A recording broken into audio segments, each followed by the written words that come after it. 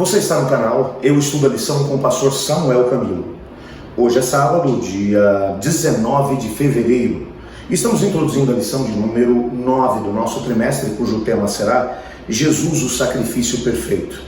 Existe um texto que vai nos acompanhar durante toda essa semana, que é o texto de Hebreus capítulo 10, verso 14, que diz assim: porque com uma única oferta aperfeiçoou para sempre os que estão sendo santificados. O tema central da lição dessa semana é a questão da cruz de Cristo. Quando você para poder pensar na cruz hoje você encontra roupas, onde você encontra uma cruz desenhada, as pessoas fazem joias e utilizam verdadeiras joias como o símbolo da cruz. Algumas pessoas, inclusive, chegam a fazer esculturas a respeito ou com a temática da cruz, porque a cruz hoje tem uma conotação religiosa e ao mesmo tempo uma conotação de piedade, de amor, de abnegação, de alguém que sofre em favor do outro. Mas eu quero que você compreenda que a cruz, na perspectiva do primeiro século, ela era completamente diferente. A imagem que se tinha a respeito da cruz era completamente diferente daquela que se tem hoje. Hoje em dia, para você poder ter uma ideia do que é que representava a cruz no primeiro século, seria a mesma coisa que hoje nós usássemos o símbolo da cadeira elétrica, que é utilizada em vários lugares do mundo para executar criminosos, como sendo um símbolo de fé. O que você diria de uma religião que usa a cadeira elétrica como símbolo de fé? No mínimo, as pessoas do nosso tempo diriam: esses caras são loucos. Ou você pensar, por exemplo, numa forca como um símbolo de fé. Pois bem, a cruz era um instrumento de tortura, um instrumento de execução de criminosos. Não de qualquer criminoso, mas dos piores bandidos do Império Romano. Então tente imaginar o que é que representou para os cristãos do primeiro século tentarem explicar que Deus havia se tornado carne, vivido entre nós, mas que foi executado como um bandido na cruz. Essa história, se fosse trazida para o século 21, nós diríamos: então, Deus veio entre nós, viveu entre nós e morreu na cadeira elétrica ou morreu enforcado. Imagina o que é isso.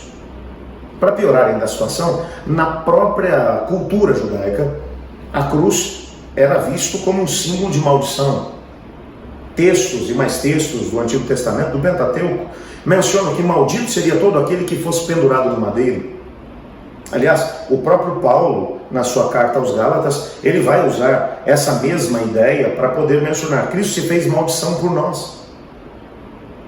O fato é que o autor da carta aos Hebreus vai usar esse símbolo. Ele vai falar de forma específica a respeito da cruz, mostrando que ela tem um significado realmente grandioso para a igreja do primeiro século, a igreja, portanto, que era contemporânea do autor da carta aos Hebreus, mas que ao mesmo tempo a cruz teria um significado muito importante em todas as gerações. Que significado seria esse? Qual a importância da cruz dentro do contexto da carta aos Hebreus? Esse é o tema que a gente vai ter a oportunidade de poder desdobrar durante essa semana, e vai valer muito a pena.